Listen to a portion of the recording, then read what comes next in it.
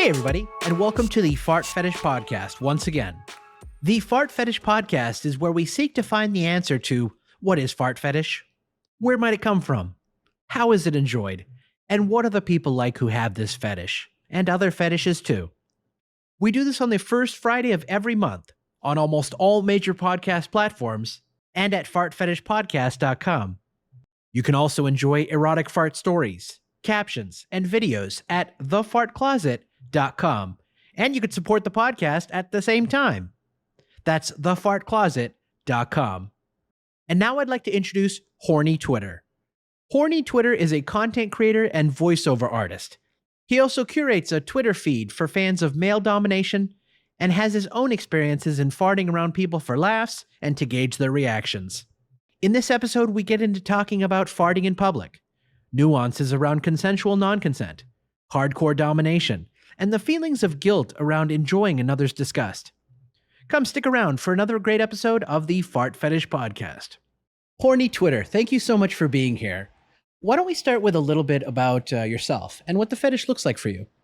Yeah, well, I am obviously HornyTw1tter. I used to go by HornyTw1tter guy, but I cut off the guy, just left it. I'm just a regular old English bloke. Lived in the UK for so long and been kind of around the place with the kink and the fetish. To me, I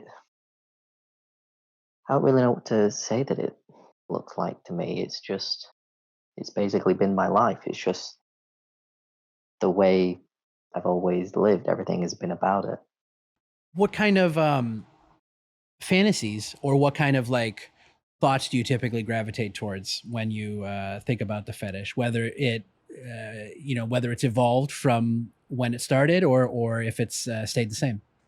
Yeah, for me, it has definitely evolved over time. It's been very drastically different to now. Because before, when I first had it and realized, it was a lot more on the submissive side. So for me, it was a lot more of enjoying it from somebody else. And at that point, it was also enjoying it from only specifically women. Um, Never liked it from guys. Anything with a guy, I hated it. And now it's changed so that now I'm in a more dominant position. I enjoy it more as me doing it, and I enjoy it more with the other person not enjoying it. Interesting. I want to get back to that, but do you know when about the fetish thoughts or ideation started for you? Um, I would have been very young. I had basically free internet access, so I kind of end up finding things very quickly. And through looking at them and thinking that's weird, I eventually noticed my body reacting to it, and at the time, not understanding what that meant. And then later on, after getting actual sex education, I realized what it meant, and I realized what I had discovered about myself. And what can you expand a little bit more on that? Like, what do you mean? Yeah. So I probably would have been like probably somewhere between 6 to 7 range when I first realized it. And YouTube at the time was basically just a place where anyone could upload anything. So I remember very vividly finding videos from Fantasy with Kesley and I remember Berlin. And I think that kickstarted me on such a very narrow path of women doing it is hot, but nobody else. And then after that, it all kind of started to shift and make sense for me after that point as I kept getting older, understanding more about the world and having a few more kind of encounters, I suppose, with it, is when I started to really understand what it is to me that I find hot. For sure, for sure. Are there any other fetish aspects that you feel like need to go with it for you? Is it strictly fart fetish? Is there ass worship, or anything completely outside of that realm as well? Yeah, for me, I guess it's just all kind of, yes, emissions. I enjoy burps. I enjoy quite a lot with it. but it's never been necessary. I can just enjoy it for what it is, really. If anything now, for me, it would be the idea of someone being disgusted by it. That's something I do need, is the idea of someone not enjoying it or being put off by it. For sure, for sure. I mean, I'm definitely on the I'm definitely in agreement with that mentality, but on the opposite side of the slash for sure. That's certainly the aspects I like to play with in my fantasies. And we talked a bit off interview or offline about your. I think this is what you're talking about in your experiences. You've done a lot of online role playing with women with you as the dominant. Is that correct? And then tell me about that. Um, I mean, nowadays, yeah, but back then, those experiences were more so just like being the stereotypical guy in situations around girls, and then me kind of realizing, wow, that kind of fun in a weird way. And then obviously now it's just like, well, yeah, this is what I want. I'm very happy to do it and be in that position.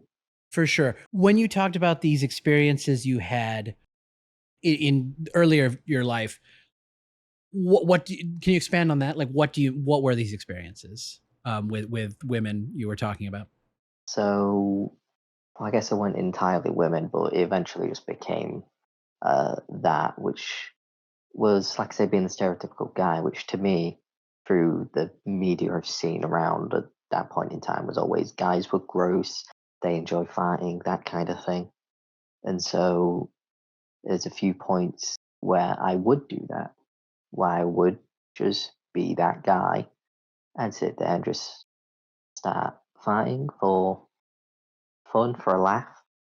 And the disgust and the reactions made me feel some kind of way at the time. And obviously, at that point in time, I had no idea why. I just then kept doing it a little bit more and more.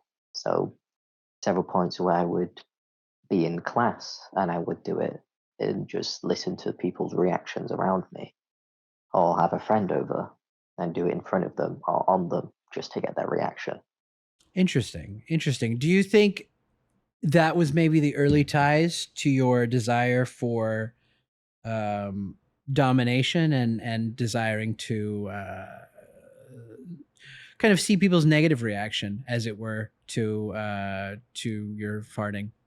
I mean, absolutely. I definitely think that was it, but I think it's also because the things I've seen, like on TV and all that, they always have those kind of jokes within it, and they always have someone being disgusted by it, and it becomes a main point of the humor, I suppose.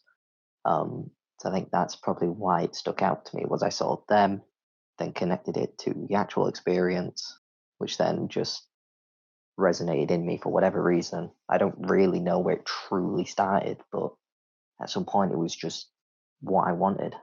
For sure. Can you remember any of the shows that you recalled that have, or at least one of the shows that you recall that had this type of humor and disgust paradigm, as you mentioned? Um, oh boy, having to really think back on it now. I can't remember what was on TV at the time, but I definitely remember a lot of movies had it. I remember watching something like X Factor, and there was that guy called Mr. Methane, and he would just show off fighting. There was just all these little bits that kind of came together, and then there were adverts. I remember one which was an advert of some woman selling beer, and then at the end of it, she would fart and would kind of comment on the viewer's reaction as if they were disgusted and say, "So what? It's natural," and just that kind of confidence about it just really stuck out. Interesting. That is very interesting. We do not do commercials like that in the United States, sadly. I mean, we definitely there's definitely fart humor, but we typically, like, even when we're challenging social paradigms, it feels like those certain paradigms we don't challenge, and one being like femininity in general, whether it be like tomboyish or more, specifically feminine dressing and what have you. It tends to always stay on the what is still the social aspects that are normal for female. Sure, they can be a tomboy, but it still doesn't generally get into like farting, if that makes any sense. Yeah, I get it. I mean, here we kind of have a similar thing, but it kind of flips on itself, where we end up going with the idea of, oh, it's not ladylike, but the comedy around it is it's not ladylike. It's funny that she's doing that because she's not meant to. It's a very weird kind of flip here, whereas with a lot of American things I've seen, it is usually the men doing it because that's the stigma or stereotype around it. Whereas here, it's a lot more of the, but it's funnier when it's a woman because it's not meant to happen.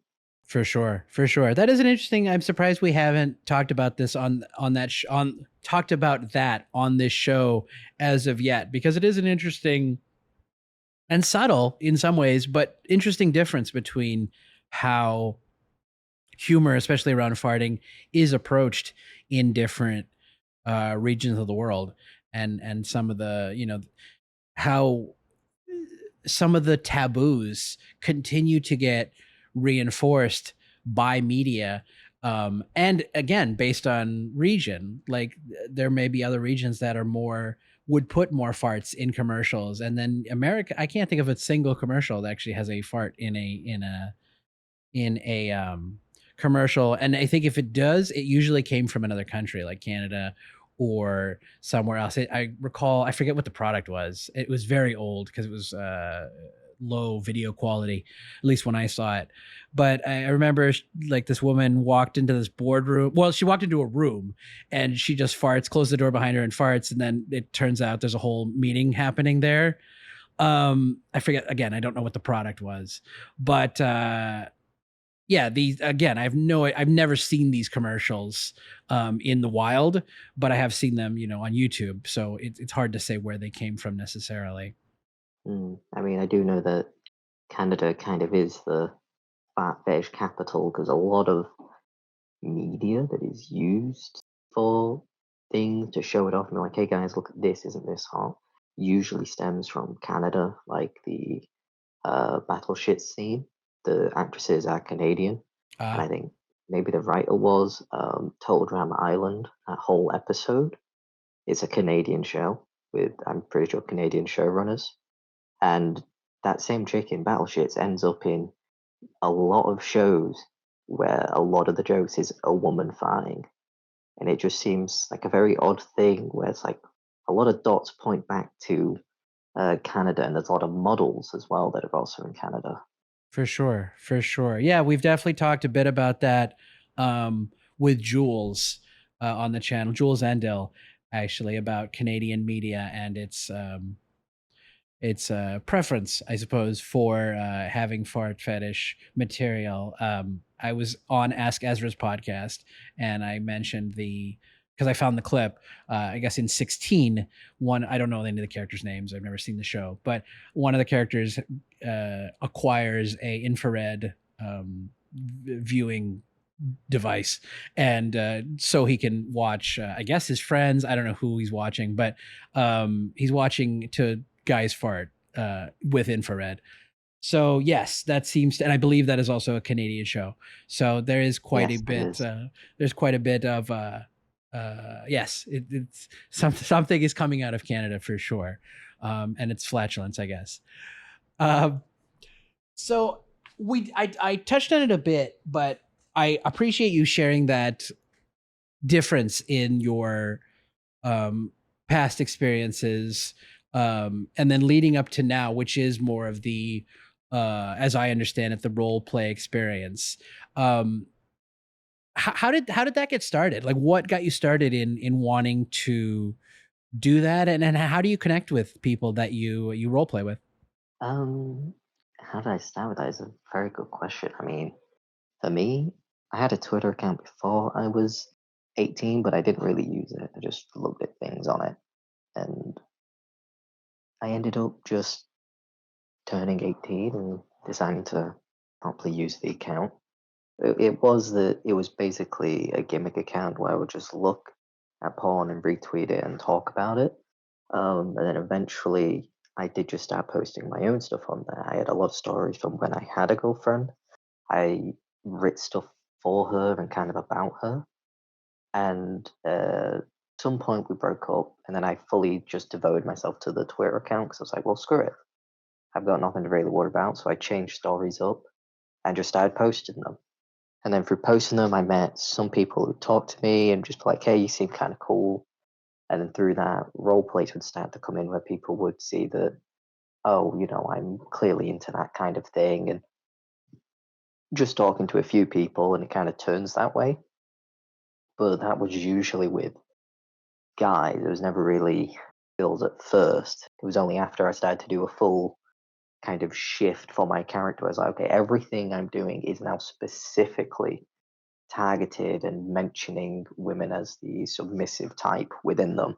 Very smart. That's very like, I mean, that makes sense for not only marketing, but it's if we believe in manifestation or just like maybe marketing is the better word, but still like you set your focus to what you wanted and the people you wanted to connect to, and it seems to have worked. That sounds awesome.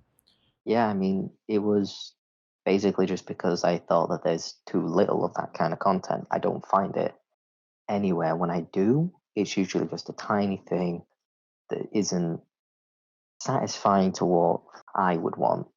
Like there's something you could do more with it, and there's just not enough of that content.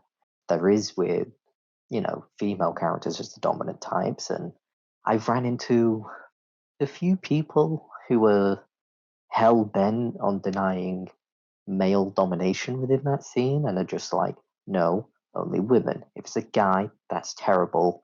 It's disgusting. Men shouldn't, and it should only be women. And it's been the weirdest interactions I've ever had because it's like, okay, you've kind of got the entire market focused on women. Why can't I have, a little corner where everyone who are into men being the dominant type, at least within a straight or hetero relationship with a woman being the sub? I don't get why some people are so against it. There are some people who are happy to see it, and then there are others who just like, no, I hate you because you like that. Not that it particularly matters, but it got me curious. Was it mostly um, women or men that were having an issue with you coming out as more dominant and trying to provide like, dominant services to submissive women? It was men. It was very obviously men. I'm pretty sure one of the guys I argued with used two different accounts to try and argue with me because I argued with him on one account and said, that's stupid. At which point, another account commented on my thing saying, well, no, actually, he's doing a good thing because he's just, I think the words he used was he was worried about women no longer being the main appeal for the kink. It doesn't, it's weird. Cause I mean, it's such a, and not that I'm arguing with this person that is no longer part of the conversation, but like, it's such a, well, it's such a heteronormative opinion, first of all. I mean, and not even maybe that, but it's just like so individual focused is I think that's it, like sure, maybe that's not for you, but to kind of police the market in policing the market in terms of like, oh, this person does fake content or they are scam artist or whatever, that's good. Those are good things. To take away someone's choice in terms of maybe something they might want, especially when it's like not being provided. um it's odd. I mean, I haven't had much pushback, but it's similar. I feel like there was one or two people that are like, I don't know. At least they didn't say it outright, but they implied like, I don't know about this show. It doesn't need to happen.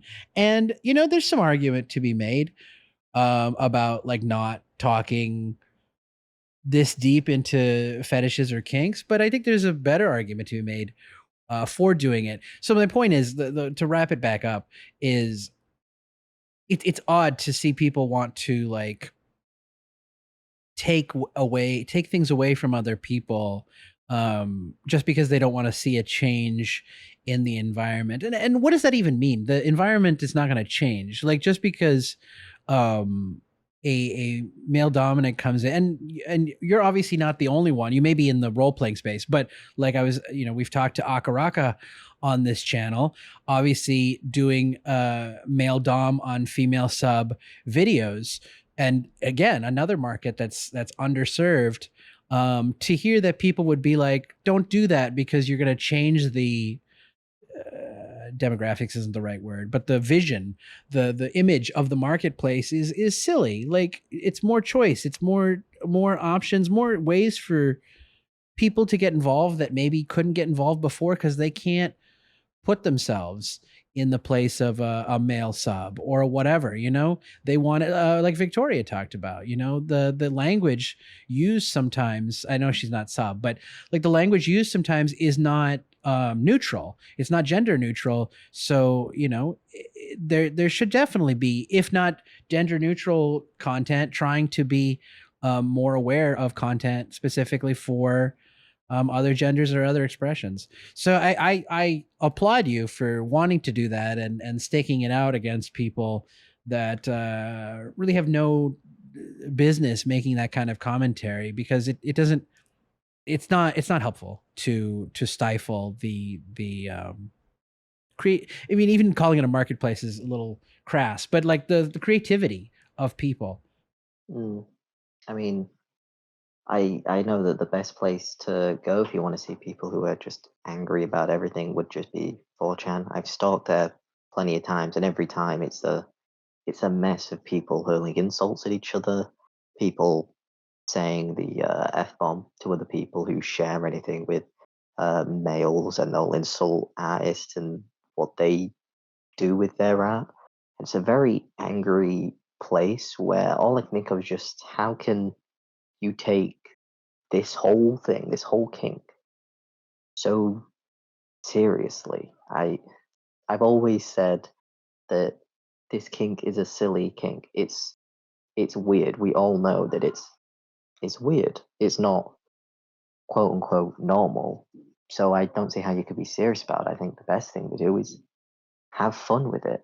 It is what it is, and you can just have fun and have a laugh with this kink. I mean, I've been in several situations where I've revealed this, and most people aren't shocked or appalled or offended by it. Most people don't really care that much. And if you're in a more sexual relationship with somebody, it can kind of improve the relationship a little bit. Depends on the person. Not obviously, it's only from my experiences, but the people I've told have always gone, "Oh, really? Oh, that's funny. Actually, that means I can, uh, freely fight within a relationship. Don't have to hold it in." Um, and some of them really take it on. I remember having a one night stand with somebody, and that person really took it on in the submissive role and was more than happy to partake in it and comment on it and just kind of have fun with me, just being natural and more dominant in that situation. So a lot of the time, I just think you just got to have fun with it. You can't take it seriously. It's just, it's something harmless, and technically everyone can do it. Yeah, absolutely. Absolutely. I think you touched on it, but maybe you can expand on it a little more. I feel like the why you started doing these role plays for you is because of the underserved community. But is that the only reason, or did you have other goals in mind? And can you speak more about that, the underserved community in general? Well, it's like it's not just role play that I did to try and uh, give a service to that type of community. It's also the role play was just something I end up doing through talking to somebody, and it's just kind of ended up being a fun thing to do every now and then. Um, but a lot of the time, it's just I just keep making my posts, my compilations, sometimes a little bit of audio stuff, and through that, people will then find it and be like, "Oh, you get this piece that I've been looking for ages.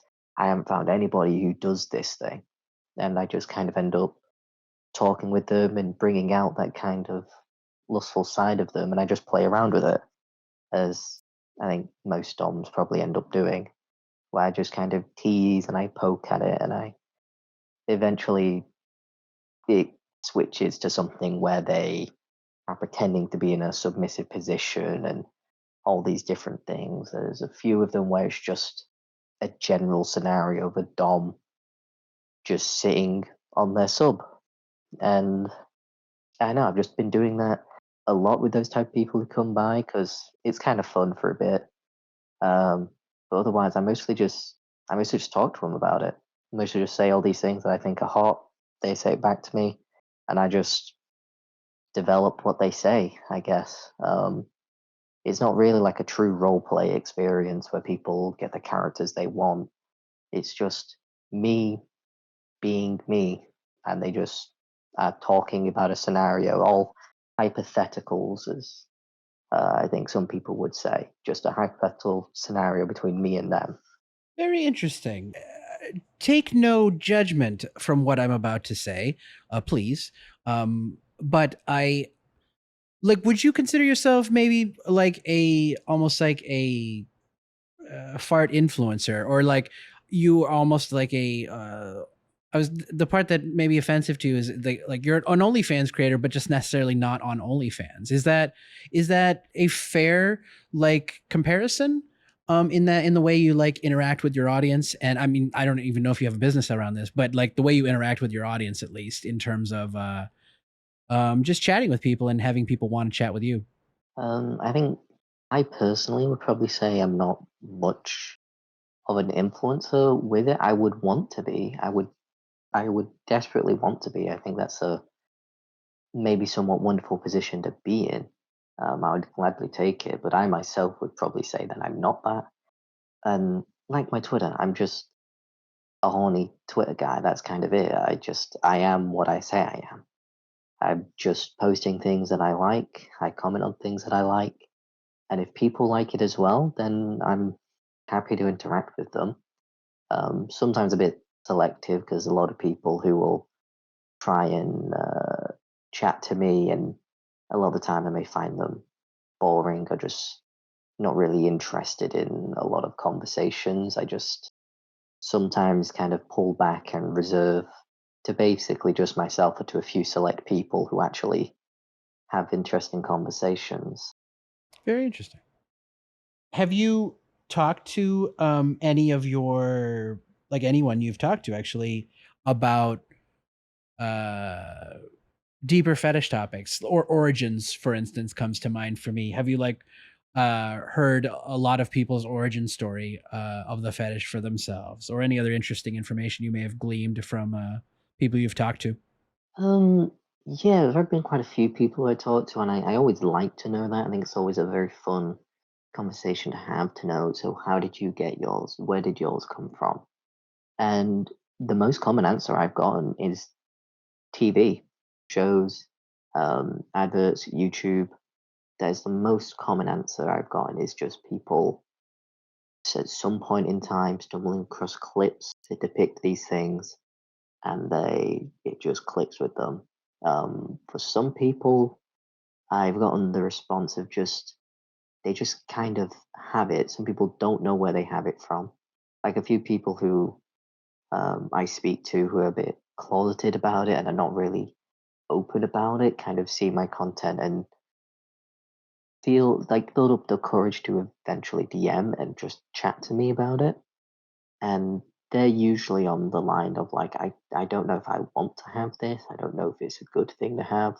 I don't know where I got it from. I see your content or something similar, and suddenly I realized that that's what I wanted my whole life. Interesting. Very interesting.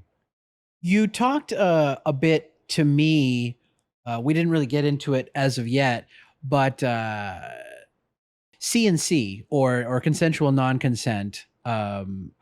We talked about it in terms of having someone be put off or dislike your farting. Can you talk to me a bit about you said those types of like thoughts and what have you make you feel a bit guilty. Can you tell me a bit about why that is, or why you feel guilty about it? Um, yeah, I mean, to me, is a very simple answer of just being brought up to always do the right thing, always make sure there is consent given. I mean, I'm British. As a British person, we've all seen the video of to not give someone who's asleep tea. That whole video, and it's become very ingrained in me. But the kink I have is so counter to that.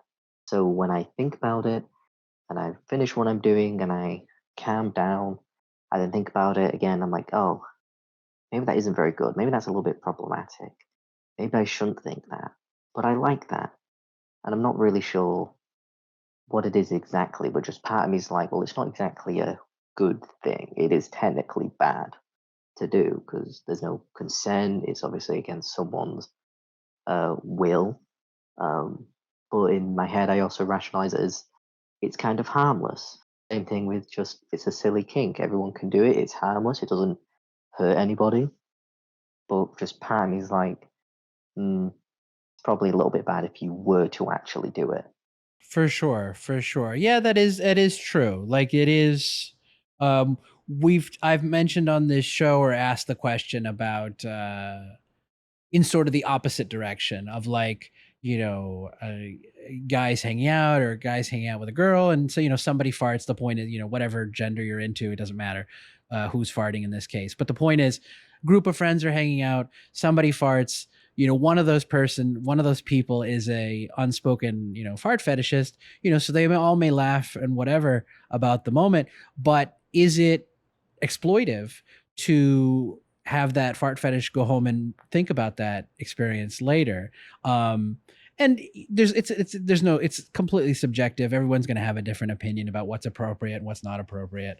But I do find it an interesting question. And in a similar vein to the question you're talking, like, I guess the general idea, and I'm not saying this as a this is not me like giving a prescription and now this is what everyone should do. But I guess the idea is like you having your own fantasies, your thoughts that, maybe involve your friends or whatever. That's not, that's a, what would they say? Ethically, it's ethically neutral or more morally neutral, morally, ethically neutral. It's when you start to involve other people, either by just saying, "Oh, you're hot" or whatever, like making your feelings known or what have you, or in your case, farting in front of like company that didn't consent or what have you. Yes, it's allowed socially in a sense, but it's also a little extra for you because it is a kink. It is something you're taking an added pleasure out of instead of just being like, oops, I farted in an elevator. Mm. Yeah, I think that's the thing that sticks out to me is the fact that it's something I enjoy. Like in that scenario, being aroused by it then makes it no longer socially acceptable. At least that's arguments that I've seen from people online, and I can kind of understand it. But a lot of the time, I see those arguments, I think they kind of have a point, and some people just go, "Who cares? It's nothing." But to me, it does kind of stick out. I think, well, it's not really a good thing because the situation is now different. The situation is now, oh, I've done something sexual in my eyes to someone who hasn't consented to it, rather than, oh, I've done something socially taboo in front of somebody, but we can all laugh about it because it's stupid.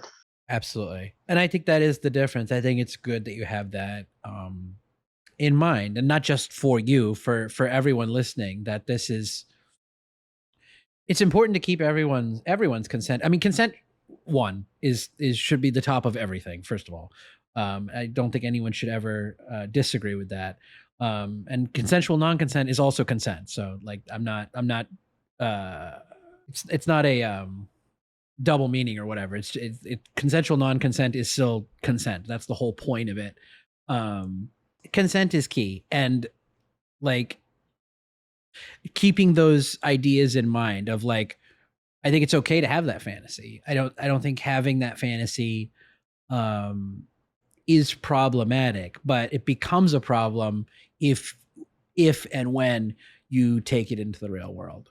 Like I don't know if all, um if there are thoughts that we find troubling, I think sure it's helpful to try to avoid those thoughts. Maybe you have racist thoughts or something. I don't know how people get unacclimated to thoughts they have. I'm assuming it's exposure. But I don't think thoughts like that, fantasies like that don't have any harm when they're in fantasy, is something to feel guilty for. Um, but keeping in mind that it can only be a fantasy, or to become a real thing, it has to be like, okay, everybody's consenting to this. Now we're all getting into the elevator because, we all negotiated this kink activity together. Um, those are the situations that matter. And it seems like you have a good head on your shoulders in terms of keeping that in mind. Hmm. I mean, one thing that sticks out with that kind of idea is there's a lot of models out there who do public videos. I mean, there's one of them who's, I think they just called I'm Megan Live. I think that's their website or something.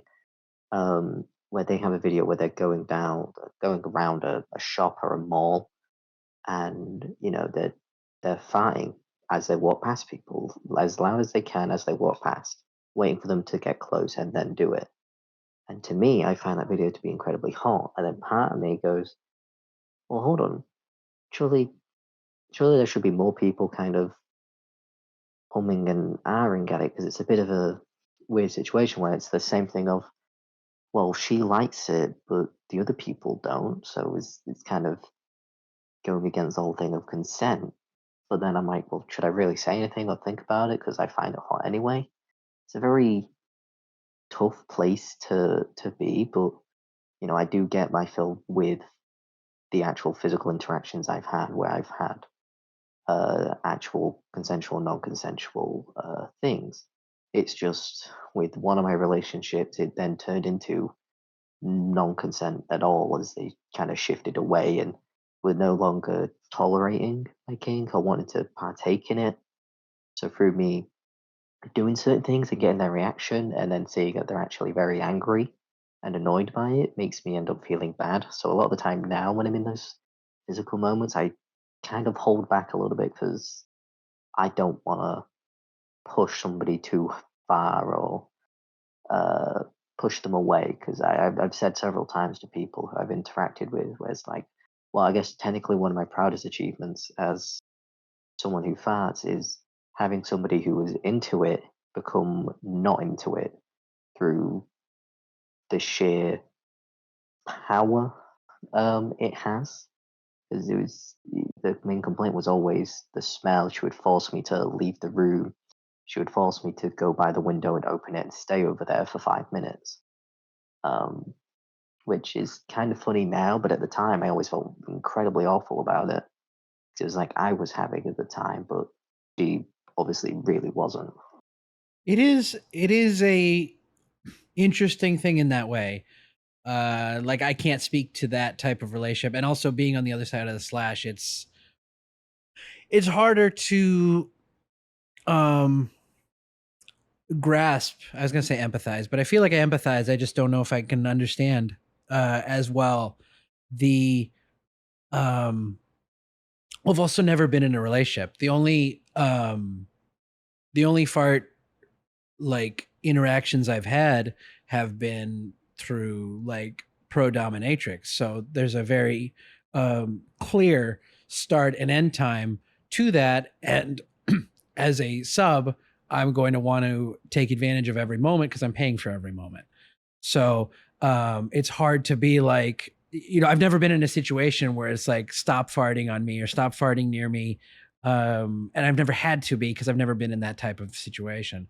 So yeah, I mean, I guess it speaks to the level of control too. Like, I mean, farting is a thing that we mostly can control, hold back for the most part. I don't know, um, per se, or like even altering diets to avoid it, and what have you. So yeah, I guess there is a certain like when someone is explicitly done with it, then I guess it is like a necessity to shut it off, similar to like if someone's into like golden showers or piss play and they say they're not into it anymore, you're not just going to go to their desk and start peeing on them anyways and see what their reaction is.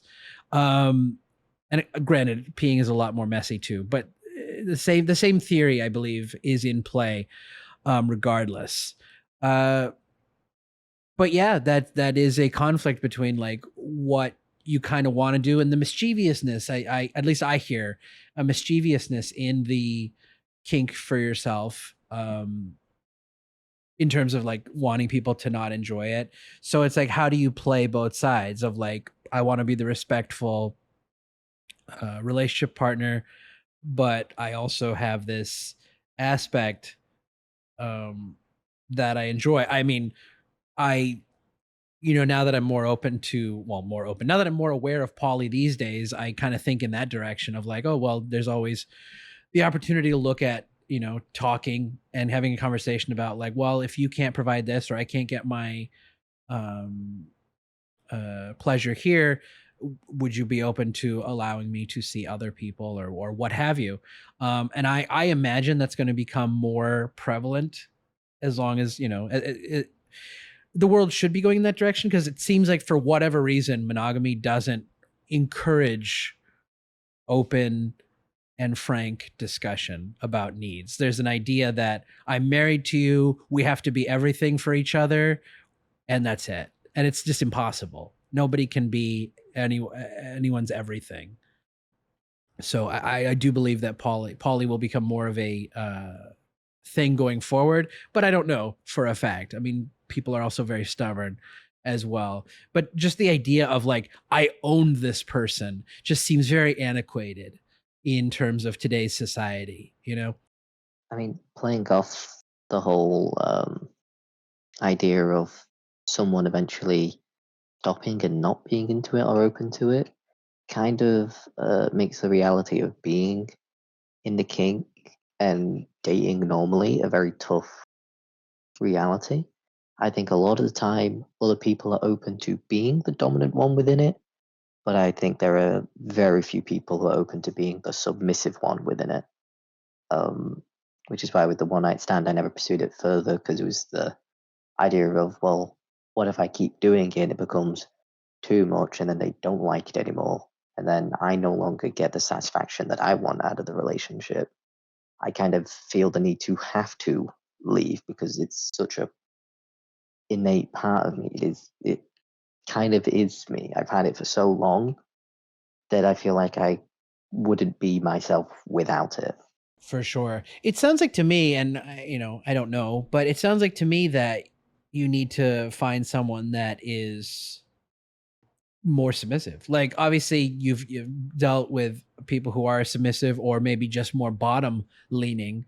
But it's possible that your expression of this fetish is more suited for someone who's kind of playing second to you, because that is the, and I'm not saying that as a like male rule, female sub power structure, in the typical whatever marriage sense. I'm saying that it sounds like to me you have the ideation to be a little more of a uh controlling dom, and correct me if I'm wrong, but it seems like having a sub that is just more submissive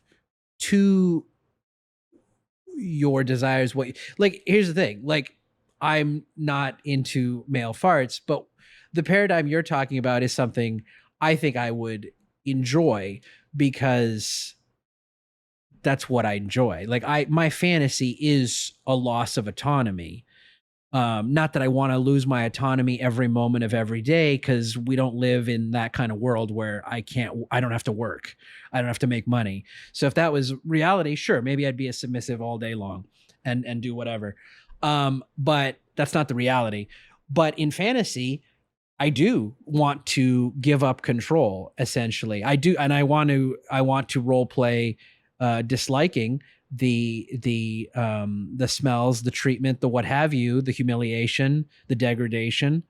Um, but that's what I want. Like I want someone to take control, pull my hair, pull whatever to them, and use me in that way for that fantasy moment. It sounds like, and again, I don't know, you haven't talked about like your experiences in an explicit level. It sounds like that's the kind of sub you might be looking for, someone who's more willing to lose autonomy because that is their fantasy. That is the desire of what they want. But I also think that may be harder on the uh female end, the woman end, because you have two conflicting messages of today's society. You have the traditional submissive woman to your husband mentality, and then you have the more progressive, more feminist approach of like, you will not be dominated by a man. And you kind of wanting, it sounds like you want something a little bit in between, because obviously the traditional I'm subservient to my wife, subservient to my husband, wife will probably not be a fart fetishist. Then again, the progressive feminist woman may not want to be dominated.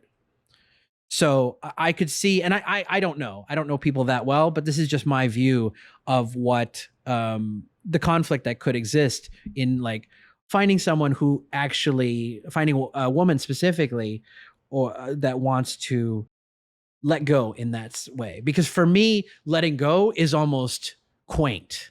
Like a male submissive, like, yeah, there's plenty of male submissives online, but when you talk to people on in the world, nobody wants to admit to being a male submissive. Society doesn't know what that means. Society doesn't know, like, society's like, males are the aggressor. They go to the women, they say, hey, how are you? I think you're sexy. Let's whatever. Let's hook up. To have the mentality switch and the guy wants a woman to come to him, sure, it can happen, but it's so backwards according to everyone's mind. And I think that's kind of what we're hitting with you as well. What do you, I've talked a lot, what do you think about any of that?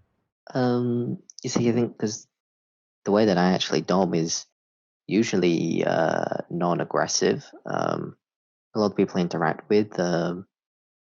I often describe myself when people ask me, like, well, I'm more like a mommy than daddy, because in my head, a daddy is a very aggressive, dominant person, whereas a lot of the time when it's a woman doing it, it becomes a lot softer and a little bit more gentle and more focused on praising. That's kind of the thing I focus on, is I want to be gentle, I want to be loving, but I also do want to have some level of control, I suppose. I do think that's definitely something that's a part of it. But in my head, I think the thing that is maybe more so needed is someone who is already into it, I guess. Because in my head, I think someone being more submissive may just get in the way of things. I think somebody already likes it. It becomes a lot easier to do it freely, because in the rest of the relationship, I'm just a regularly, you know, gassy guy. I do it a lot of the time, probably more than normal. I'm not sure. But I like to have fun with it. I make jokes about it. I do the whole pull my finger thing, because it kind of puts me in a weird position of power. It's a tiny weird thing where it feels like I have the power. When I ask them to do something, they do it, or I'm able to do it freely and laugh about it and have some level of freedom and confidence to do it within that relationship. It's just something I like to do, and then by extension, being in public and maybe doing it, maybe just letting one go in public, it then adds that same level of thing where it's like I'm so confident and casual about it.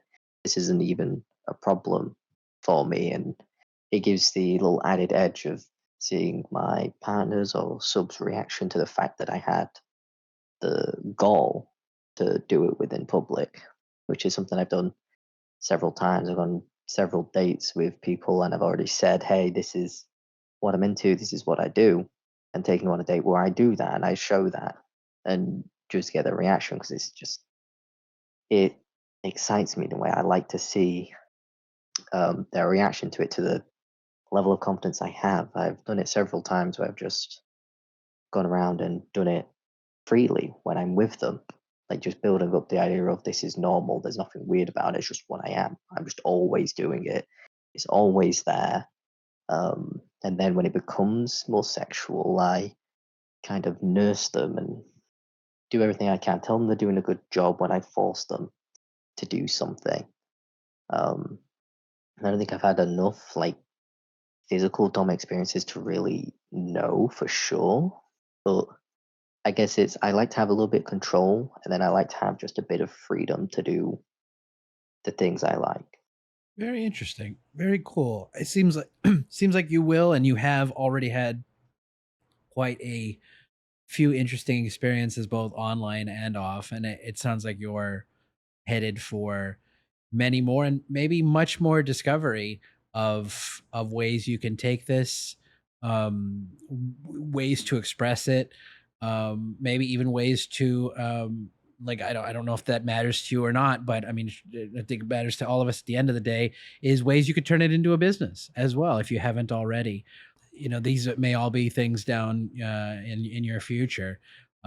So I find your exploration just very interesting and very cool to hear about. I mean, I haven't. It's not currently a business. I never really had any intention of it being that, but I have had several people who have come by and have gone, "I'll pay you to do this, or I'll pay you for that." And part of me's like, that would be a fun thing to do to get paid for it. But then another part of me is like, well, feels disingenuous of me. I do it because I have a passion for it, because I love this thing. I love this community and the people within it. There's so many great people in this community, and I like to just, I don't know, I've been with it for so long, I want to give back, give somebody else, content they enjoy. So I've been doing it for free for like the last uh, almost 2 years. Um, and I kind of just, I'm not sure if I would ever want to get paid for it, but there has been plenty of people who've said they will. So it may become one, but I think it won't be. I think this is just a fun side thing that I'm doing for now. For sure, for sure. Well, just don't just I appreciate your desire to keep it as a passion, purely passion pursuit. I would just caution you against burning out, and yeah, I guess burning out is really the only way to say it, because um I mean I wrote hundreds, 200 something stories for free, and like I'm not. Yes, I am. I take it back. I'm kind of unhappy that I never monetized it and never tried. I'd probably have a lot less stories, and maybe people don't remember who I am anyways anymore. But I obviously built a reputation up in that, and it sounds like you're doing something similar. So I don't fault you for doing that. But just keep an eye on how you feel about it, and definitely um think seriously about, like, if how you might feel, 10 years from now, um looking back at all the stuff you did, and if you're purely happy with it just as passion. And I'm sorry if that comes off as cynical. I am a bit cynical. I think that's probably clear on this show. But I don't want to take away, because I love your passion and your um idealism. I love your idealism, and I hope that can stick with you. But keep in mind, we don't live in an idealistic world, I guess is all I'm saying. No, I mean, I already get it. I don't post that much content now anywhere. I used to, like, right when I was starting, like, reaching my peak. Because now I've kind of plateaued, and it's a very steady uh, little increase of up, down, up, down. But like now I've kind of slowed down on it. The stories I write, I don't write many. And whenever I do, I usually make sure it's about something I enjoy. I put a lot of effort into it because it's something that I like. It's never anything that somebody else directly likes or has said. It's something that I've said. I'm like, actually, you know what? That's fun. Like I have a whole scenario of a horror story based around the kink, a kink-based monster within the in this little story that's a little bit like creepypastas in a way. which is just something that I like. I like the idea of horror mixed in with it. It goes along the lines of non-consensual things, of just like tormenting or torturing, those kind of things. A lot of the words that we use within this kink anyway. But it's something specifically for me, and not many people looked at it, read it, or liked it. But the few that did, I cherish their comments because it's like it means a lot when I do something that I make with pure passion, which is like this is just something I like. This is something that I think is really fun. I write about it, and I don't expect many people to look at it, pay attention. I know the thing that gets the most attention is the actual videos that I've done. I know that that's the only thing that people really care about. Um, but the people who do read, I love all of them, and I'm so thankful for them because they kind of fuel my passion to keep writing. It's just I have to wait until I get a great idea that crosses my mind, and then I get the time and the motivation to just work on it. Because a lot of the time I just kind of switch between what I'm doing. Because for a little bit of work that I actually do, I end up writing. So whenever I'm writing for work, I don't write for myself. I do my work stuff and then I'll do a video on the side because I know it feels better to switch up what I'm doing rather than writing for work and writing a story on the side as well. I switch up the things I'm doing. I mean, a lot of my content is constantly changing. So at first it was just the audio of me, then it became me talking with a little bit of the audio, then it became a full video of me, then it became compilations, then it switched to edits, and then now it's become more of like an acting thing where I'm kind of putting my voice out there to act out these scenarios for people. Um, and I'm kind of happy with that. I don't know where I'll go next. I have already made a joke of saying that when I get a girlfriend, I'll make more videos and content with them specifically. But I don't know where the next step is. I just hope that, you know, I can hit the right niche and get a pretty solid fan base. Interesting. And I mean, I find it interesting you used the word creepypasta. Like I definitely tried to explore more dark themes in my stories, but I can't call them, I don't think I can call them creepypastas. So the fact that you use that word specifically makes me intrigued. I think my stories were more just like and this is not a judgment on women, but like for whatever reason my stories were generally like women hate men, and that's kind of the premise. It's not really like creepypasta has a, I don't know, there's a the level of detail and thought like in the few creepypastas that I've seen or heard, Squidward being one, Squidward's clarinet or something. I forget. Doesn't matter. But the point is, like, they're very intricate and detailed.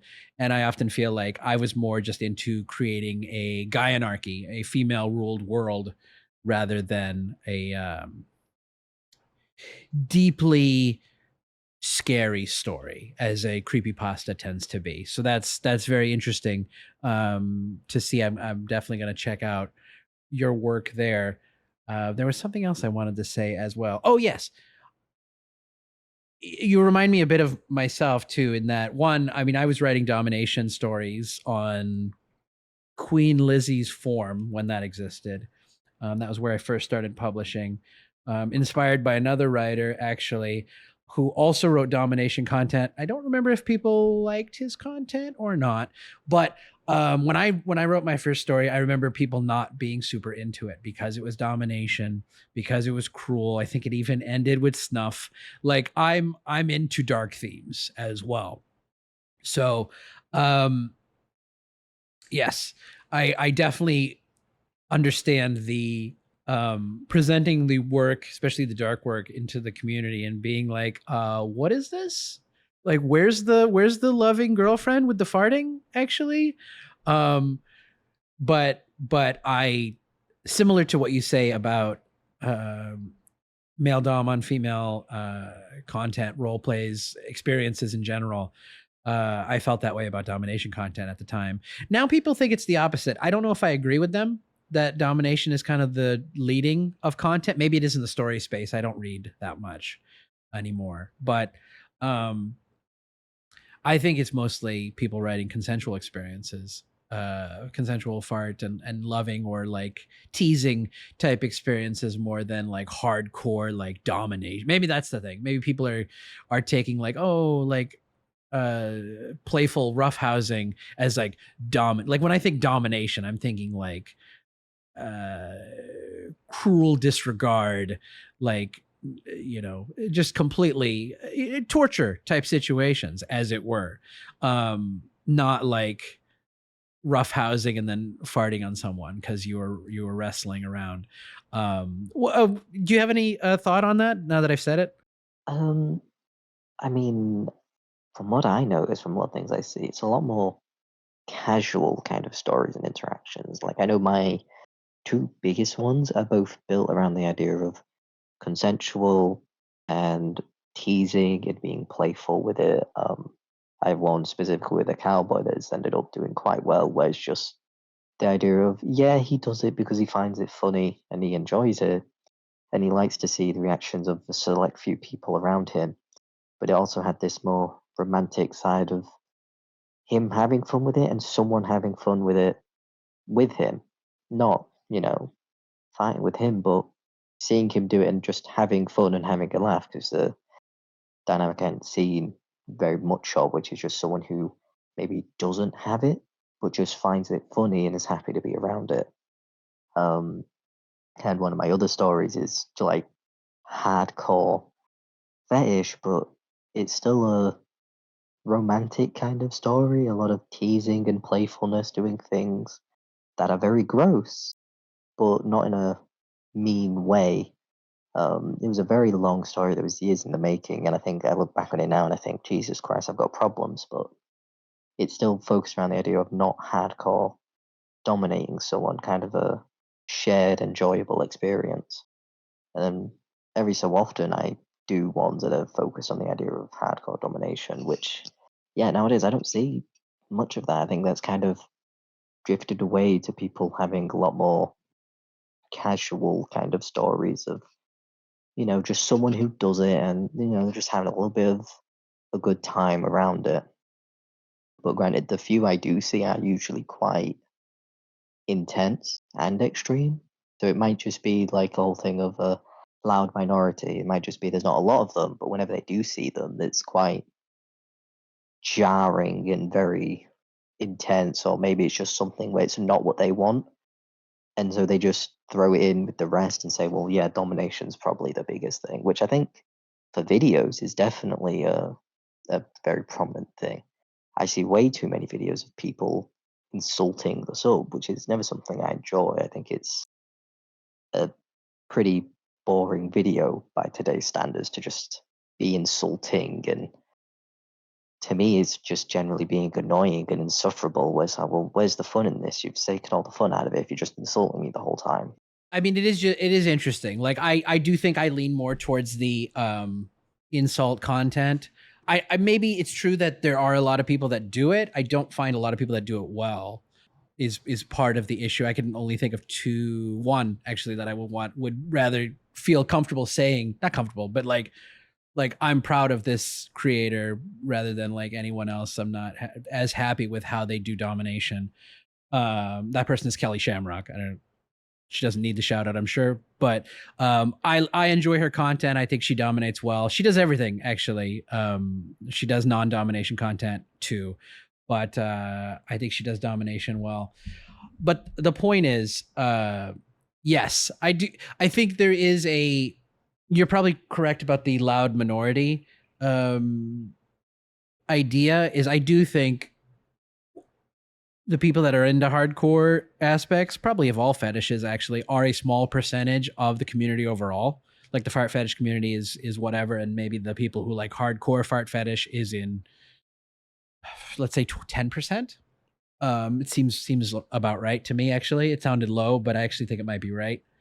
And I think a lot of more people are into a spectrum of experiences along the domination and non-domination spectrum.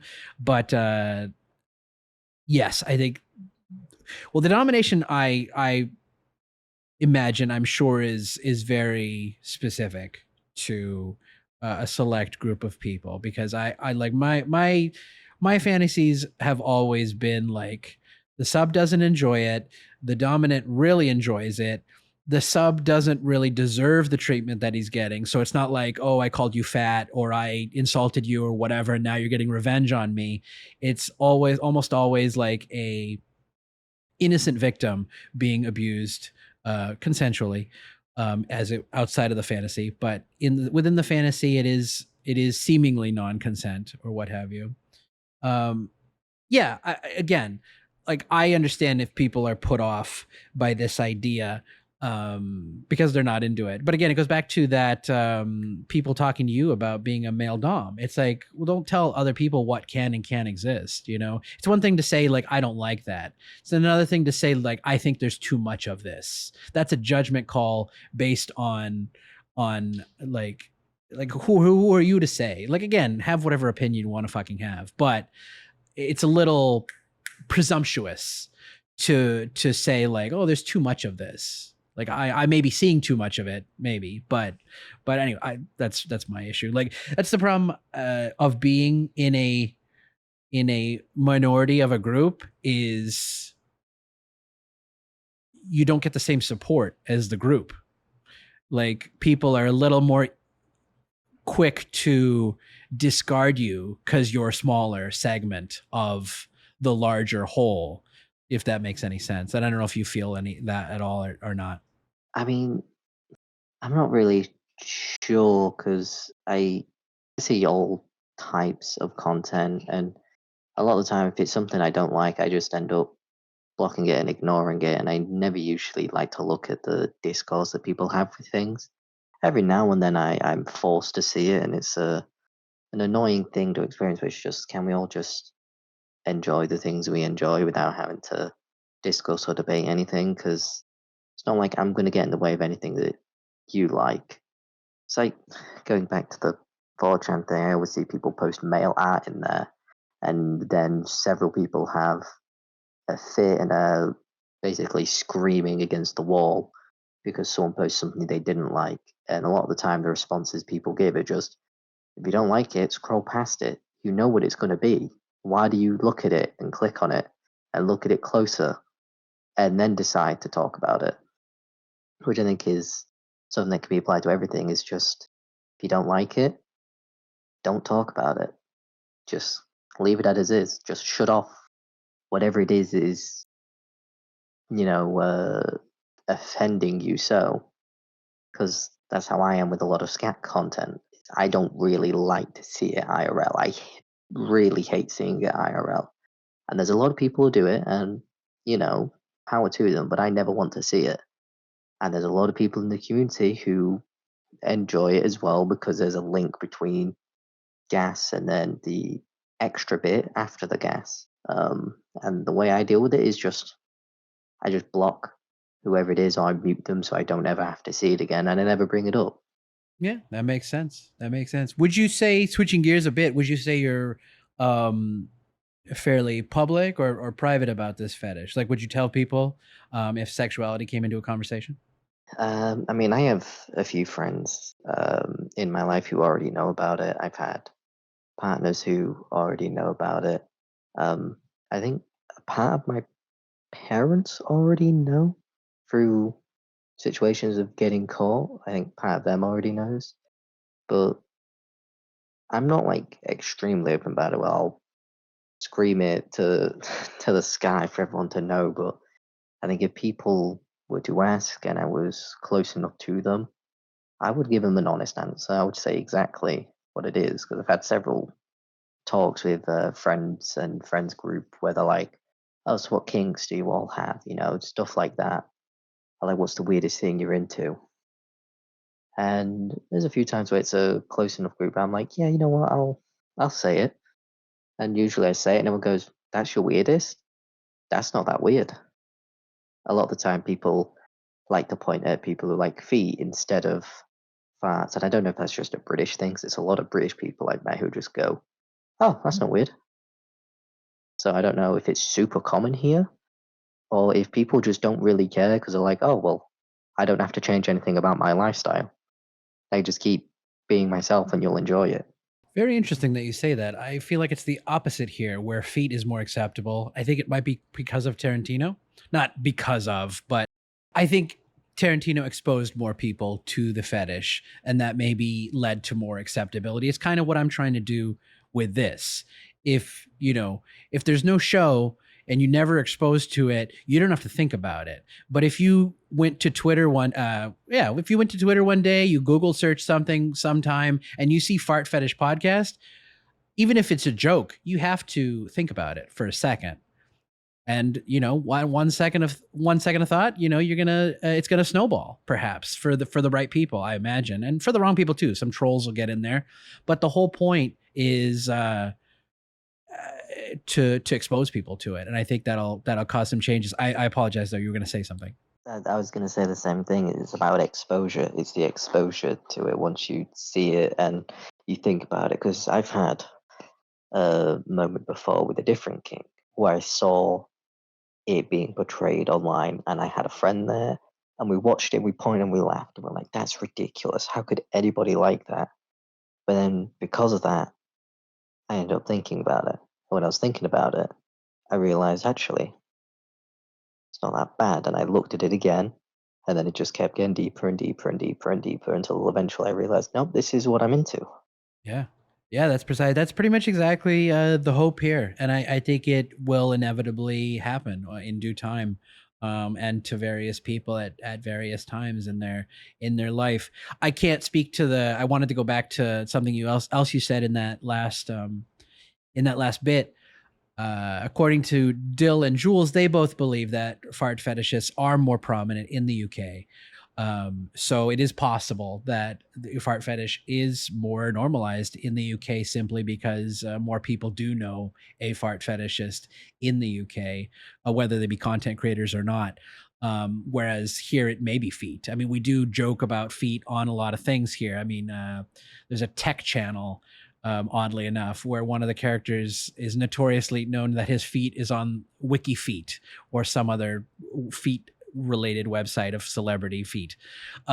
So there is a much more normalization of feet, I think, here. I thought it would be world over, like, oh, the world is kind of becoming more acclimated to feet. But again, perhaps it's just regional. Some regions, yeah, maybe have more like standoffishness or put-offishness about feet, but less about ass. And yeah, I do in America. The ass is kind of taboo, and the ass is taboo in a lot of the world. But I think America tends to like lean really hard into some of these traditions in ways that are not helpful to new ideas. I mean, here, the thing I usually see is a lot of there's a mix of subs and DOMs throughout the whole of the UK. Because I see several accounts who are all UK based, and it's become a thing where I'm thinking, is it more popular here? And then I question, well, why is it? And I think it's more popular here because of the fact that I think it's just here a lot of the relationships you see, like if it's a husband and wife married for a little bit, is often one of just farting. Like a lot of the relationships I see between couples is them just being free and happy and fighting all the time. Where I think that a lot of people probably imprint on that growing up and probably think that's the ideal relationship and then end up searching for that thing, and then through that they meet other people, go, oh, that's fine, because my uh, parents, their relationship is kind of like that. They're very open about that. So I think it's just the idea of it is socially acceptable inside a relationship, so nobody really questions it. It's just become a normal thing. It's the same thing before. I say it's just a natural thing that people do. So in actuality, if somebody has that kink, it's better for the person without it because they can just freely do it. Because there's the whole thing of always holding in fats, and you always see it on like TikTok or stuff like that. People making videos. It's like, oh, when you go on a date with him, you have to, wait 6 hours before you can finally fat for once. That kind of thing. But if that's already set up, there's no longer that whole having to hold it in, be polite. You can just do it. So I think people are accepting it's like, oh well, that makes life easier. Um, Yeah, and as for the feet thing, I think it's weird because here there was a show, Love Island, and one of the people on it was a foot fetishist, and he was very open and spoke about it a lot on the show. There's a whole thing where he keeps asking about people's shoe sizes, and it's a very open thing. And I can't remember what the reception was to him. I can't remember if people were put off by him, or if people were like, "Hey," I I think a lot of people were. I can't really find the words, but they were happy for him. They were like, "Hey, well, at least he has the confidence to do it, you know? Hey, go on, go out there, find the thing that you like." I think that's the thing that's said here a lot is a notion of just, hey, you like what you like. You know, if you have the confidence to look for it, look for it. Go ahead. You know, you do you. More power to you for the things you like. It's like a lot more acceptable to be into weirder things. It's like people are just happy that you're into it. They're like, hey, good on you. You know, enjoy the things you want to enjoy. I'll enjoy the things I want to enjoy. It's a weird thing with just confidence, maybe, or I guess just more people being open to it and accepting of it, and they're just like, well, you know, at least he has the goal to be open about it, whereas a lot of people may not be. You know, I think people enjoy honesty and openness more than people who are reclusive and hiding stuff. I'm glad you pulled a positive message out of that because I would be interested to hear the reception. Because the one negative thing about reality shows, well, there's a lot of negative things actually, but the negative, here, let me go back. It's good that they had this person on and talked about the foot fetish on the show. The negative and the problem with reality shows is they both encourage and or edit people to be whatever they want them to be. So you can very selectively edit someone to do what you want them to do if you record them for long enough. Um, so what I'm saying is maybe he did ask every person on the show about their shoe size, but he may have had a lot of other conversations that they decided to not include. And that's all selective editing and very manipulative toward the audience. Well, I mean, it's all manipulative toward the audience, but the point is they can turn him into a foot fetish caricature rather than a person with a foot fetish. That's the danger of reality TV, giving the exposure to our fetishes, or any fetishes for that matter, is not. It goes back to what I said at the very beginning of starting this podcast. It's about controlling the narrative, and when people that are not empathetic to our way of life are controlling the narrative, it can be fine, but there's a lot of areas where it can go wrong, whether maliciously or unintentionally. Yeah, I mean, I do remember there being a lot of moments where he asked about feet. I do know they also edited it so he has a lot more other moments because he stayed in the show for a long while. There's a whole show where people would get voted off by the public, meaning that a majority of the public kept him on for a decent amount of time. So a lot of people enjoyed having him on screen and did not judge him for the thing he liked. Because I remember seeing several people react to it or watch it, and I was like, oh, well, good on you. Like, a lot of people make jokes about it, but they're more positive leaning. There's not really many negative jokes I saw made about it. It's a lot more positive things where they're joking, going, oh, well, how about you ask them? You know, maybe they'll be the right fit for you. Just little jokes like that that maybe kind of poke and prod, but they're not malicious or mean. It's a thing here where you just kind of poke and prod people, but you don't be too mean to them. Unless you want to be mean to them, then you will just be mean. But I think a lot of people are okay with it. I just think it's this idea of just people being happy that he's happy is another thing I see a lot. Is just happy that you're happy. That's great. That's really great. Let's go back to your content a bit because I have a question about VO, but we didn't even really talk about your content specifically. What kind of content are you doing these days? And yeah, what's that? How do you like that? How do you enjoy that? Well, nowadays I've taken a pretty big focus on my voice and using my voice to act out certain scenarios. Um, it's something that I don't know. It's something that I've always wanted. I've seen it every now and then. I'm like, yeah, it's so good, and then I can't find anything else on it. And usually, it's the whole thing of the male dom situation, and I like the idea of being able to have a woman put herself in that position that's been presented with the voiceover. With my most recent thing being an actual back and forth of having a female voice actor play a sub and me playing the male dom within that and playing out through a scene, and it's done very well. It's I think the thing that's gotten the most attention, um, and it's weird because even though there is the woman who is my girlfriend actually uploaded it, she actually hasn't received as much attention. It is her post, so she has all the likes and views. But from that, I got more people coming to me, following me, liking my stuff, and commenting on my things rather than hers, which is a very weird thing. I would have thought there'd be a lot more people who would interact with her because she was the one who edited it all. All I did was just voice it. Before her, what I did was just record my own sounds, have no other stuff in place, no music, no sound effects. It's just my own audio, me talking, and I'll edit in my own sounds that I made, and I'll just play a scenario. Like one of them was recreating a scene from a movie. It's a movie I really like because that scene it does it for me every time. It's exactly what I want. That's amazing. That's really great. That's and it is interesting how yeah, how the audience will sometimes react to things.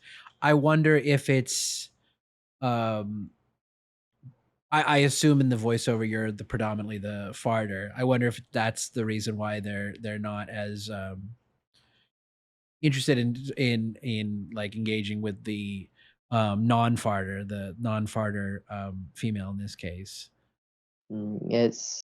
It was kind of weird to have that extra attention because in everything I did about it, like I even quote tweeted it and said, "Oh no, I only voiced in it, but she did all the work. It's amazing. Everything should go to her." And instead, just people were coming to me. Some people were coming to me to commission me for something, even though it's like, well, I didn't make it. I got given a script and I read it. I didn't make any of these things. I didn't make the sound. The most I had to do with it was just voicing and recommending models that she should get audio from for the fan sounds. So I was like, I can't be bothered to get any good sounds. You can go to these people if you want this specific type of sound. And that's about all I had with it. But for it, I've had several people coming to me and wanting me to do some kind of voiceover for them. Um, Someone in the community who's very um, legendary and famous in my eyes, at least. I followed them for a long time, ever since Tumblr. Followed them over to Twitter, and that person came to me and spoke to me. Was like, "Hey, do you want to do this thing with me?" It was a moment where I was like, "Okay, wow, this is actually kind of going somewhere." Something I never expected. This person who I was like, that person is living the life I want. I want to be like that. I want to have that many followers and fans and all these different things, making a little bit of money from it. And then the fact they actually came to me and asked me specifically, which kind of felt bad for um, my girlfriend who made the whole thing and hasn't got anybody else to really show up for her. But I'm glad that she isn't disheartened. She's just happy that I'm also getting attention now. That's awesome. That's awesome. And perhaps there's a there's a synergy that can be created with you as the face, the salesman, bringing in the customer or the client, and she's behind the scenes. I don't know what her desires are, but that sounds like it is already working in that direction, as it were. Mm, yeah, I definitely think people see me as a face for some things. I do get a lot of attention like that, but it's never prolonged, and I'm gonna assume that's because I don't upload that much. At most, I just tweet random things that I find kind of funny or that relates to an idea I've thought of. Um, that's why I assume a lot of the time the attention I get kind of dies down. But in those moments, I get a lot of attention very quickly, and then it dies off. But there's only like a few people who stick around. Like the other person who is a who does audios and does a lot of them. They're wanting to work with me again, which is crazy to me. I never thought I'd be able to do one, but let alone the fact that they want to keep coming back to me, and the fact they even said I'll pay you, um, has been very crazy, and I've been very eagerly awaiting when they upload the thing I have done for them, and seeing what comes of that and how that progresses because they're a bigger name, very big name, I would say. So I'm curious to see how things progress if I keep going along these lines and see where things go. For sure. For sure. That's crazy. It may be a example or analogy that's not as relevant to you, but you sound like the Bill Murray of the fire fetish community in that you're very talented, you don't have an agent, and pretty much the only way someone can get a hold of you is by answering machine. So it just that just seemed like an apt analogy to me anyways. Mm, This seems a little out of nowhere, but it is something that I've wanted to ask men that have come on the podcast about, given the kind of the state of male connection, at least in the United States and maybe more broadly as well. How do you feel like you connect with like men or guys your age, and how would you like describe those connections? Are you happy with them? hmm. Um, See, it's funny you asked that because in real life, I don't actually have any friends I go to. They're all online, and a lot of the time, the connections I have, at least with newer ones, is not very good. Sometimes I feel like I'm an old man when I talk to some people with the humor and how they talk, but I sometimes just don't get it. I'm just a very blunt person. So the friends I've had that were originally my friends online, and I've had them for a long time. My connection with them is great. I just don't know how it is with other guys. There's not really many guys I've interacted with and spoken to on things. Only on my Twitter, where it's mostly just sexual interactions, and there's a few that just kind of push their um, horny tendencies onto me and kind of just want to interact with me in a sexual way, which, that's kind of also all I really care about. But it's the fact that it's never really anything interesting, and it's just not something I'm interested in with what a lot of them are talking about. And other times it's people who are trying to, I guess, treat me like a normal person and talk to me, but I'm just not interested in regular conversation. And so to me, it just gets stale and it's boring. And I don't get involved anymore with like deep conversation. Sometimes I ask a few things if I'm interested in them as a person, where they seem cool. They talk about a lot of cool things. We have relevant interests beyond just the kink. Then I will talk to them to a lot more because there's a few people on Twitter who I have messaged, and I've basically just stuck around being their friends for a long while, where we both have really similar interests, both talk about the same things. We're like actual friends, just with the added benefit of there's an extra layer of things we can talk about. For sure, for sure. Well, I imagine I'm forgetting your age as well. I imagine it's finding mature people and people to have deep minded conversations, or conversations you want to have, is probably a mismatch. I could understand that. I mean, I definitely was not of the same mentality when I was 19 compared to now. I mean, I think I nowadays just connect with older people more so. Like, I connect very well with my dad, but obviously I'm not going to go out and talk to someone who's like my dad's age. Um, so a lot of the time, there's just younger guys around my age who I can talk to, and they just don't talk like I do. They don't. I just don't really mesh. I'm just not that good with interacting with them, especially in the UK, because there's a lot of thing of roadmen and people who are quite abrasive, using what is basically a different language to me for a lot of things, where I still don't really understand what a lot of it means. I've tried my hardest to learn and understand it, but I can't talk that way. I speak very, I don't know. My parents would say I speak in a refined way, that I don't like to use a lot of. Uh, I'm not really sure. It's just I don't talk like a normal person to them, is what they say. I talk like someone who's posh, even though I'm very much not posh at all. But often I just find connecting with people around my age difficult. There's not really anything I can connect to. I mean, I went to university and people there around my age, they're all drinking and partying, and that's just not my thing. So I can't connect to anyone out there. It's a completely different thing where it's like I can't connect to anybody. Nobody seems like a normal person to me. It's hard to find any sort of connection. Um, so a lot of the time, I just stick to, hey, we both have the same kink. Let's just talk about that, because that's the only thing I can really connect with you about. For sure. And those are mostly like the people you've talked to online, like in the fetish community. Mm, yeah. What do you have any thoughts on the fart fetish community in particular, and whatever circles that you travel in? Um, any It's a very general and broad thing. I'm not really driving anything specific. I mean, other than just, I really like a lot of the people there. I mean, I think it's a great community sometimes. Um, I don't really have much else to say, but then, it's been great to be a part of it. And the few people that I've met and stuck around with are really great and interesting people.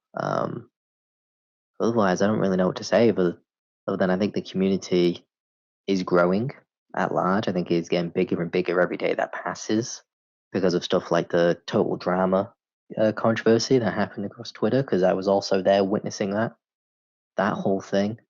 I think it's growing very rapidly, and there's a lot of people who are now starting to get into it. Um, and I think it's going to be kind of interesting seeing where it goes, because it's becoming more and more popular.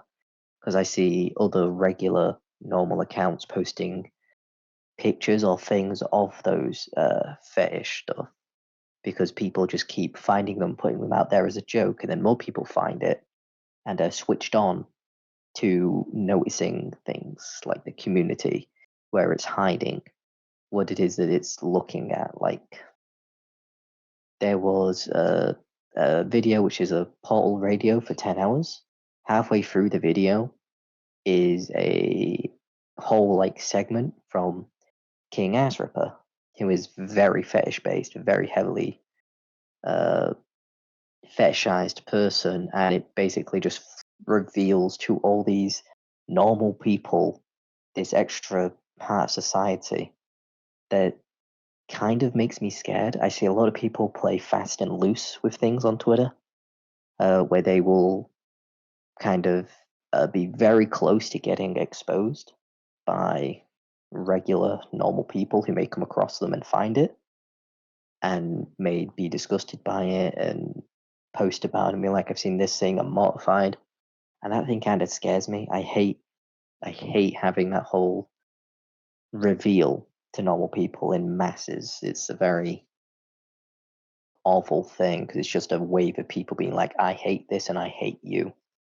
So if anything, I'd want the community to just slow down, because it's going a bit fast with how aggressive it is with posting things and letting it be seen by everybody. Interesting. Interesting.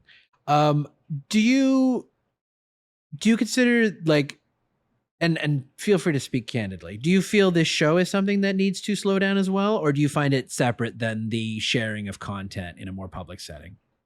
I think this is certainly a separate thing. I don't think this needs to slow down, because it's a very different kind of conversation that's being had. It's one that's actually, um, I guess, the thing on Twitter is just people looking at farts going, haha, look at these farts, isn't that really hot? And then people seeing them say that and go, why did you say it's hot? Whereas this is also an actual conversation, I guess. It's an actual discussion about these topics, and where these things come from. You take a look at the person and not the content. Because I think a lot of the time it's people see the content first, and that's what they connect to and go, "That's weird," rather than just, seeing that person who has that kink is just a regular person. Like, I live every day like just a regular guy. And maybe more mature than other people, but that's about it. I'm a regular person. I play games. I have laughs and jokes. Um, I do all these other things, and then, at the end of the day, I go back and I enjoy this kink, this whole community. Um, so I think it's a very different thing where on here people can just talk about them as a person within the kink rather than talk about the kink as its own thing. It's just, this is the kink. Look at it. This is a person behind it. This is what I as a person go through or experience with this thing. But I think a lot of people who were maybe not in the scene can kind of connect with, because I think a lot of people probably share the mentality of they keeping it hidden and they don't want others to know. It's a part of themselves they don't want people to know about. And I think anybody and everybody can connect with the idea of having something you don't want people to know, that you want to just kind of bury deep down.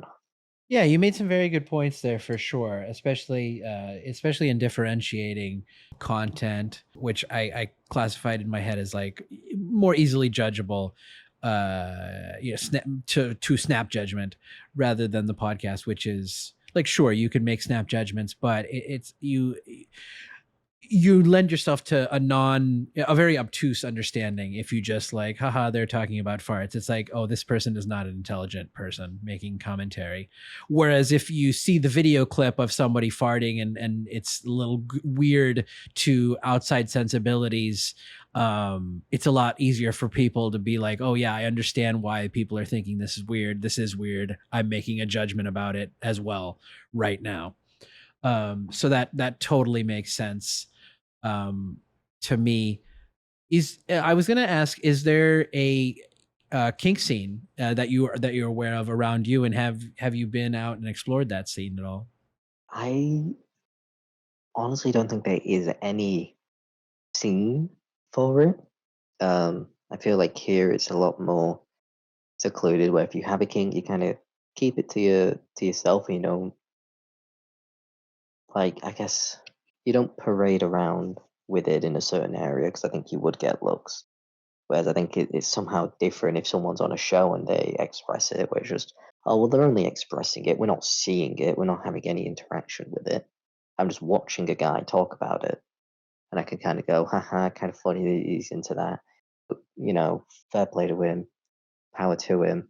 But yeah, I don't think there's anything like that. I don't think there's any scene for kinks, not that I know of, and definitely have not been a part of it. If anything, it's just having a relationship with somebody and talking about it with that person, and that person probably end up being okay with it. Yeah, that makes sense. That makes sense. We're slowly winding down, and I really appreciate this. Has been actually a much longer conversation than I expected, but not in a bad way. I'm actually very glad we got to talk about all the various areas that we did. But I wanted to ask you, do you enjoy having this fetish? I think you've already answered this, in fact. But what do you feel about it, like more broadly? What like makes you enjoy having the fetish, and does it do something for you that perhaps other kinks that you may have or may feel don't, or other sex?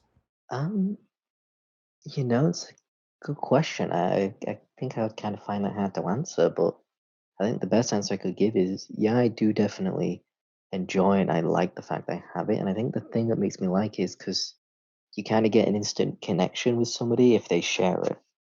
You both kind of get that same level of, oh, you as well? Oh man, that now I could be so much more comfortable. Now there's nothing that I'm really hiding from anyone or anything. It feels just nice to have that connection, and in real life with encounters and connections, it feels nice to have it because you end up having something kind of unique. You memorable to them, I suppose. Um, it's an interesting topic, I guess, with other people where they may ask about it and want to explore and be like, so what is it that you like within this? What is it specifically? So I think the only thing is just it can make people kind of interesting or interested in me and talking to me, and otherwise it lets me connect with people. I get a little bit of connection with them who have this same interest, this very specific little thing, and I just enjoy the community around it. It's that connection. I mean, it's a very tight community a lot of the time. A lot of people very close knit together, all very welcoming to each other for the most part. Minus a few people here or there. Absolutely. Absolutely. That's that, and that is a I I I appreciate it. It's a very beautiful thought about the community. Which actually brings me to, like, what are your thoughts on the future of the fetish? What are your hopes, perhaps? Whether they just be for yourself or the community. Hmm. I guess hopes wise, I guess I just hope it does become. Actually, maybe, maybe I don't. I'm not sure. Part of me is wanting it to become a bigger thing, more normal, and it's not that weird. Then part of me is thinking, no, I kind of want it to still be around that taboo and stigma, because I think it makes a more interesting community if we all have that same idea of, well, a lot of people don't like it or are interested in it, so we better keep it to ourselves. And uh, you still have that connection. Whereas if everybody had it, then it would be like nobody had it. If everyone was a fat fetishist, then nobody is a fat fetishist. But I think just for people, it may be easier and nicer for them if it was more accepted, which I still think it is very much accepted by a large majority of people. I mean, I don't know how it is in most other places, but obviously here, I think it's pretty well accepted. I think people either tolerate it or just are like, yeah, okay, I can get it, I can understand it. So a few people go, oh, that's not that weird. I understand why you would think that. I understand why you would think that way. Um, so yeah, I'm not really sure about what I would want to see from the community. As for myself, I also don't really know. I just hope to be happy and be able to make other people happy and give them this thing that is so sought after because nobody else really does anything with it. Um, I think that's all I can really say about it.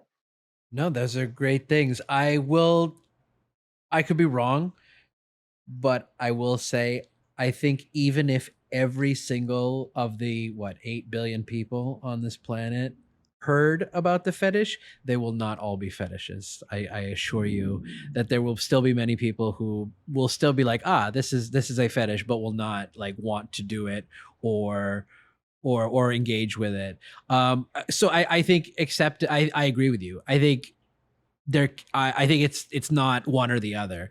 I think there can be greater awareness and acceptance, and I'm not saying all 8 billion people are ever going to be aware of it, but the point is there can be greater awareness and acceptance, um, without this fetish becoming oversaturated. Because I really don't think the knowledge of foot fetish becoming more acceptable made a lot more women be like, hey, now I want to do foot stuff with guys. Like, maybe they're like, I can now sell my feet for money.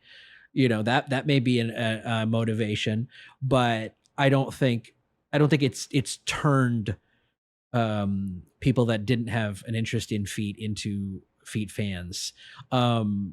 Similar to, even, I think, I talked to a guest about uh you know people who like the ass, why don't they like farts? And it seems like it would go that way, but for some it's never going to go that way. They're never going to be like, oh, ass and farts, um this makes sense, like honey and toast or whatever. I doesn't even know if that makes any sense, but similar to how some people are like, shit and farts, that goes together. Like, and for some it's not.